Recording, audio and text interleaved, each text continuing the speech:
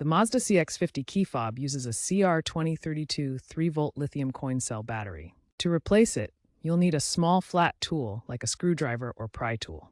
First, locate the seam on the fob casing, usually near the key ring attachment. Carefully insert your tool into the seam and gently pry the case open. Be cautious to avoid cracking the plastic. The case is typically held together by small latches or clips. Once open, you'll see the battery compartment. Note the battery's orientation, as the positive plus side should be facing up. Incorrect orientation can cause malfunction. Remove the old battery.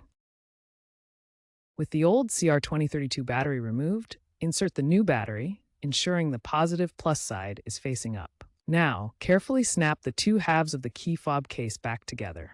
Ensure all latches or clips are securely fastened. After replacement, it's good practice to press the fob's buttons to confirm proper function. If your CX-50 requires resyncing, press the start button twice.